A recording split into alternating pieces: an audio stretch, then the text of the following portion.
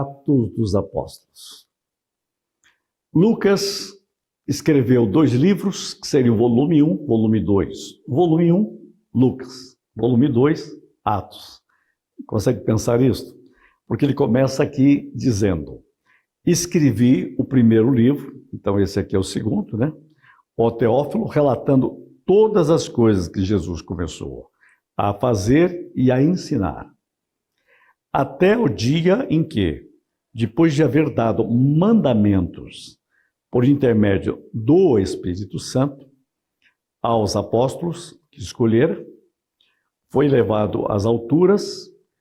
A estes também, depois de ter padecido, se apresentou vivo. Olha que relato. Se apresentou vivo, com muitas provas incontestáveis.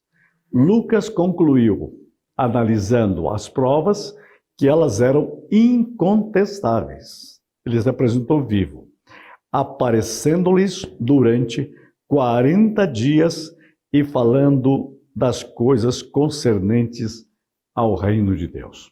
Qual a mensagem do ressuscitado? O reino de Deus. Quais as provas? Ele está vivo. Quais as provas? O que se diz e enfatiza sobre elas? Incontestáveis. Muito bem. Atos dos Apóstolos precisa ser lido. Eu diria a você que você deveria ler pelo menos 10 vezes o livro de Atos. Bem, eu acho que você deveria ler a Bíblia muitas vezes. Houve uma época que eu li o Novo Testamento inteiro, uma vez por mês, quando eu estava estudando o mestrado em teologia. Eu queria ler, entender, aprender e mergulhar no Novo Testamento. Então, eu convido você a pesquisar mais sobre isso. Me siga agora na seguinte ideia. Eu vou chamar Atos de o Evangelho do Espírito Santo. A gente falou agora há pouco dos 4 evangelhos. Atos é o Evangelho do Espírito Santo. Escrito por quem? Já falei, Lucas. Quem foi Lucas? Companheiro de Paulo. Um médico amado.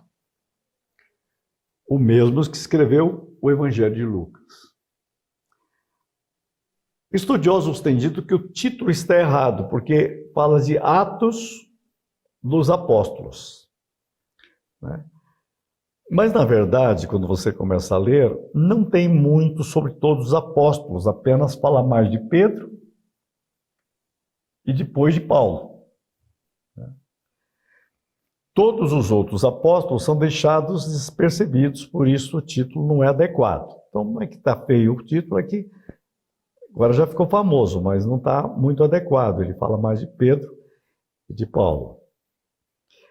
E alguém já disse, deveria ser intitulado Os Atos do Espírito Santo.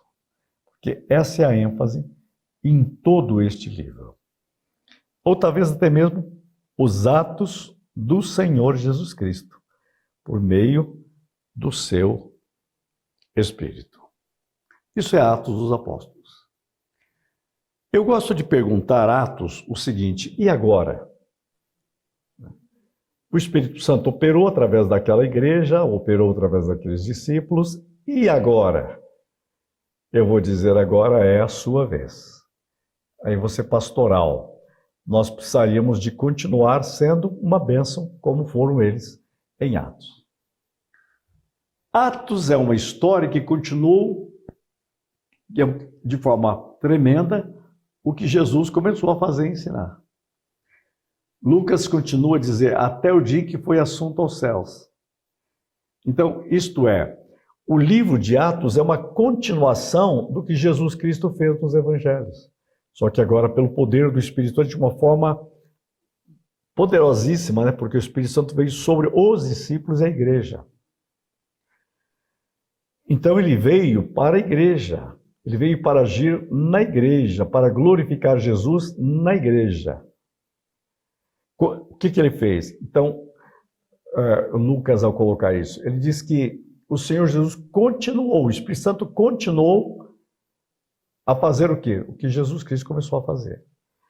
Então, o registro da história do Evangelho é só o começo, né?